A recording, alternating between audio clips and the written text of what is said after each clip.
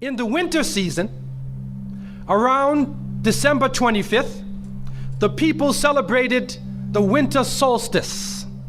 And so the winter solstice would come about somewhere from December 21st all the way to around January 6th or so. And so the people of the North would celebrate different holidays, have different occasions based upon the winter solstice. In the wintertime, there is a period where there is no light. You are literally in darkness 24 hours of the day.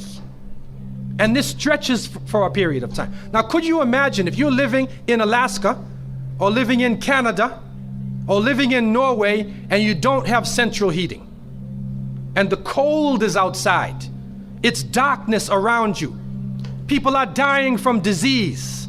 It's a terrible time, and every family would probably lose somebody, or they would know of somebody dying from the cold and disease during that season. This is the winter solstice. And so when the sun starts to come out, the people now are looking at the sun as a life-giving force.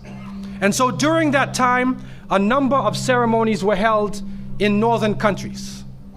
In the far north was the Feast of the 12 Nights, which stretched from December 25th to January 6th. Also in ancient Greece, there was the Bacchanalia, which was held for their god Bacchus, the god of wine and sport and play.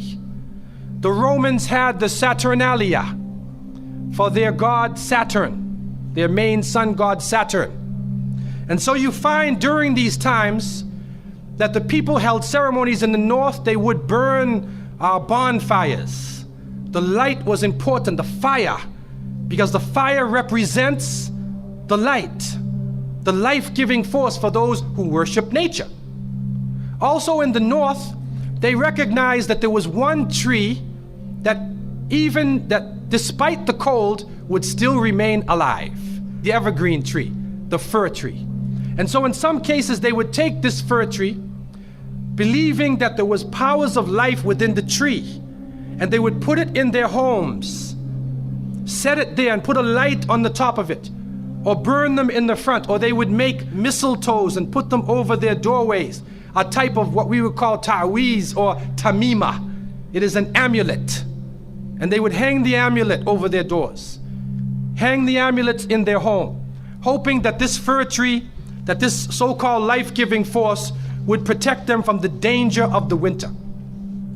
And so their ceremonies developed around this. And this went on for hundreds of years. We also find in the ancient northern countries, and the Druids of the north, they carried out special ceremonies surrounding the mistletoe and surrounding the fir tree and the beliefs, and they would meet within circular areas. And they had a secretive cult that spread throughout the far northern countries. One of the interesting individuals, and you can look this up if you can find it in the dictionaries or encyclopedias, is a man called Mithra or Mithras. This is a very mysterious character. And when you look at history, you find that this individual called Mithra was born on December 25th. His day of the week was the 7th day of the week, that we still call Sunday. He was supposed to be the son of the sun god himself, and they had a special sacrament made up of bread and wine, and they would make this drink during this time, and supposedly he died for the sins of the people. Sounds familiar, doesn't it? But when you try to find Mithra or Mithras in the encyclopedias, they, through state intervention, erased the name. Why is this? That is because after the time of Jesus, Isa alayhi salam, when the message began to spread and they went north, and you'll see within historical writings that Barnabas, one of his disciples, met a man named Saul or Paul, who later called himself Paul. Paul said he saw Jesus on the Damascus road, and he went to the disciples, but the disciples turned against Paul.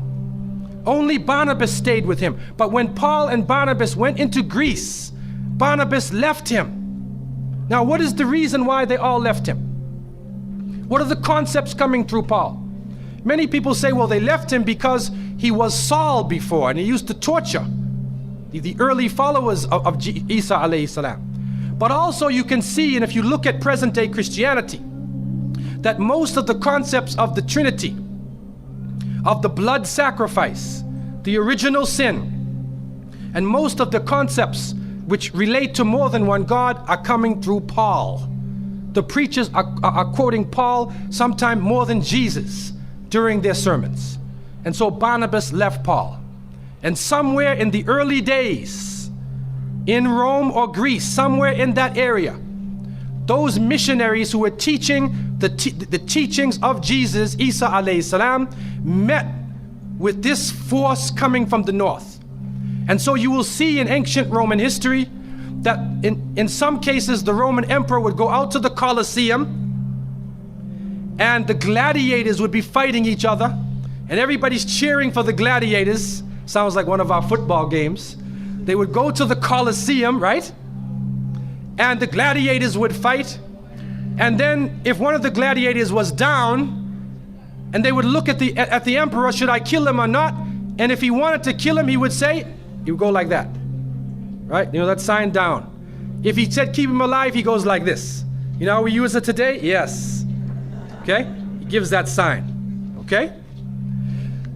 One of the terrible things happening during these rituals at the Colosseum is that they would bring the Christians out, literally men, women, and children, and feed them to hungry animals.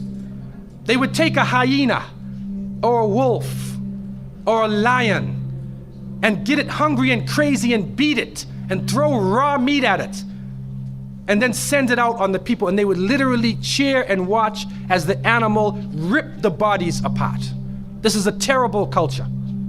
And you start to see changes going on from the early part of the Christian era in Southern Europe, where the major ceremonies held by the nature worshiping people are combined with Christian names and Christian ceremonies, and therefore what comes forth to us is a mixture with the two streams coming together, where you get a monotheistic name or a monotheistic character with a pagan ceremony.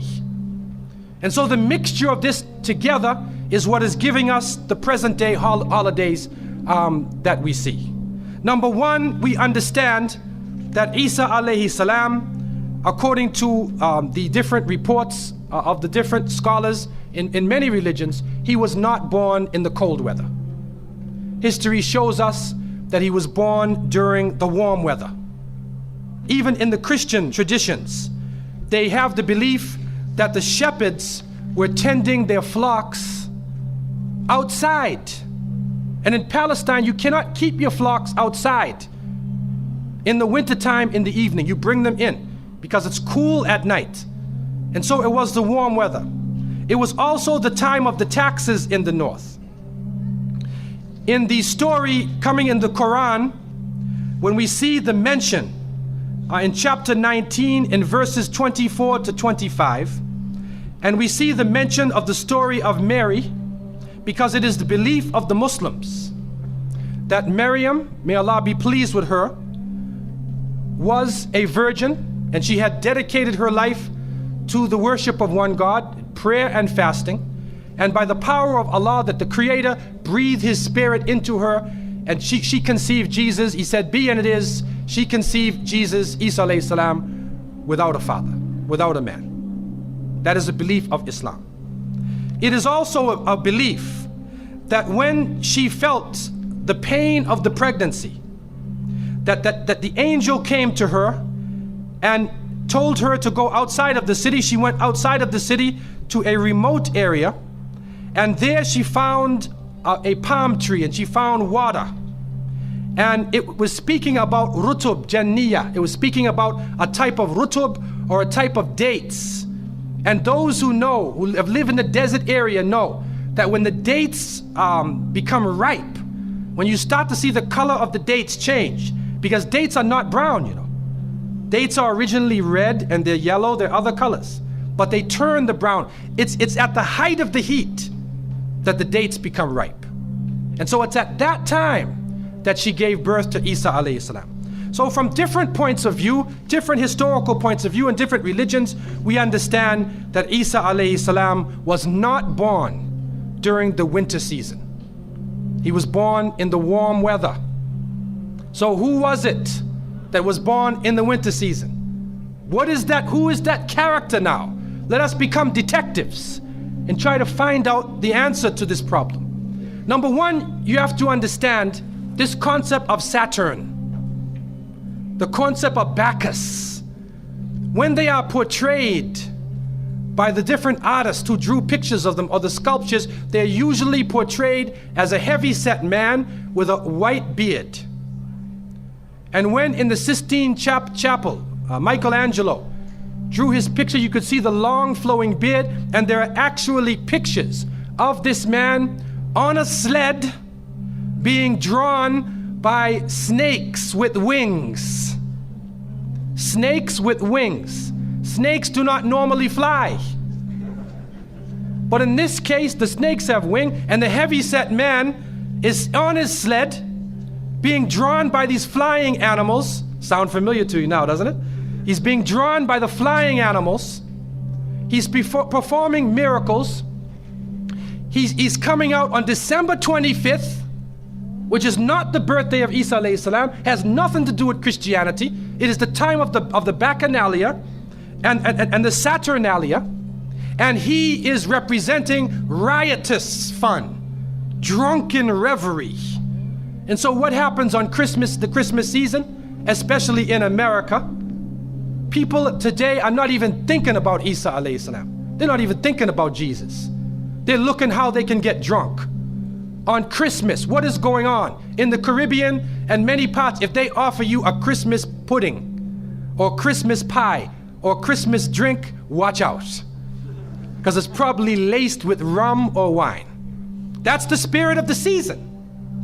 Now this riotous occasion that was going on went so far that the Christian church banned it.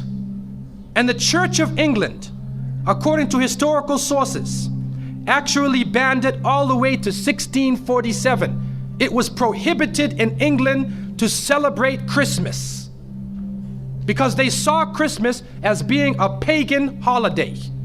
This is an official position taken by the Christian church, the Church of England, who were known at that time as Puritans. What happened was an individual was superimposed. A name was superimposed. We hear about the name of Saint Nicholas. Saint Nicholas.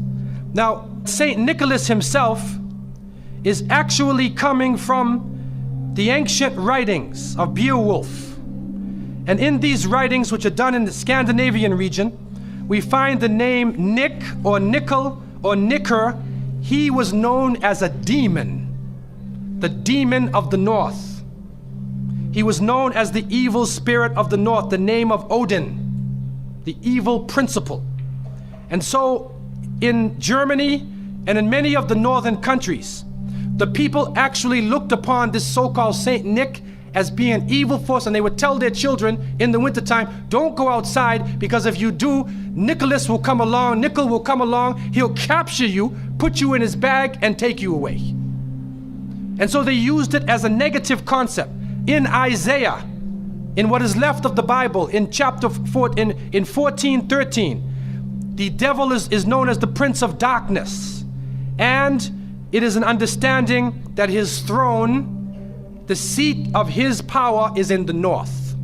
Somewhere in the north is the seat of power of this evil. And so the Germans also, when they depicted this Nicholas, or this Pelsnickel, as they would say, Pelsnickel in German, it means a furry devil. When they depicted him, they depicted him as a man with red fur. He had red fur coat, and his base was in the north, and he was the essence of evil. And the Church of England till 1647 took the position that this celebration could not go on. So what we are actually seeing is that the Christmas occasion was actually the time of evil. It was the time of the belief in the Saturnalia and the Bacchanalia. And because of this, they shifted the occasion to New Year's Eve. They shifted all of their feelings and their merriment and their evil to New Year's Eve. Now, before we go to that, looking back at Christmas, what is happening now in Christmas season? I don't know what goes on in Miami, but in the northern cities, on Christmas occasion, they put lights around and Santa Claus parades. Do you have a Santa Claus parade here? They have Santa Claus parades, and St. Nicholas is outside and he's in the streets and everybody's talking about St. Nicholas, and the poor children are taught that St. Nicholas is going to come down your chimney. Most people don't have chimneys in Miami anyway, but a 350-pound man is going to come down your chimney and bring you presents and keep his clothes white and red, and go to all of the homes in the area and put presents in your stockings and put presents under your tree, and then fly back out into space. And the father, the poor father who sweat and toiled all year to get you the presents, gets no credit for the present given to the child. St. Nicholas comes down the chimney, gives you this present, flies off into the night. And many of us were raised thinking, believing in this. Some of us would sneak into the night and look and see our father putting the present under the tree.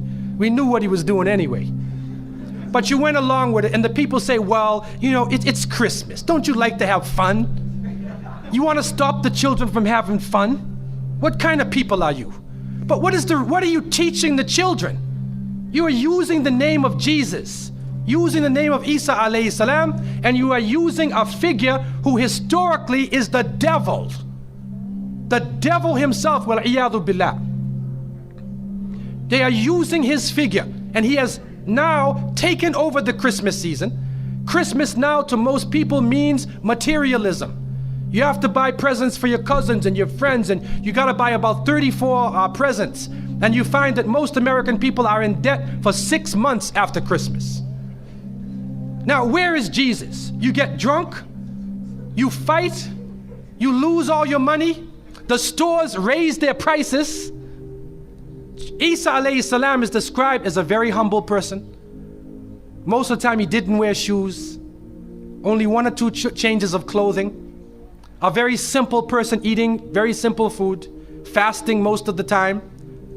You see what is going on? There are 2 streams now, a stream of polytheism, a stream of monotheism, and now the polytheism, the materialism, is overtaking the monotheism and standing in the way and taking over our society. And some foolish Muslims coming along from outside of in their country say, well, I just want to be an American. I want a tree too. So I said, one of the brothers said he had a Christmas tree in his house. He came for, I said, brother, do you know what the tree stands for?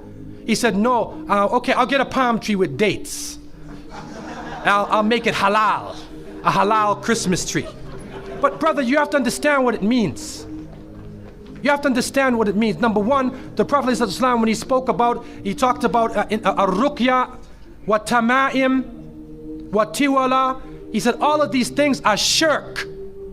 That if you hang amulets thinking that this ta'weez or this amulet is going to protect you from something, then you are actually giving power to the creation of Allah and taking it away from the Creator. If you think that by making some spells, going to a magician and asking them to put a spell on someone, you want to get married, so you go to the sahir and say, put a spell on Ali, I want to marry him. Put a spell on Zainab. What kind of marriage are you going to have if you go to the magician? And so the Prophet, peace be upon him, named all of these things, the superstitions, the amulets, all of these type of things are the other stream which goes away from monotheism, from the belief in one God, and takes you into another religion.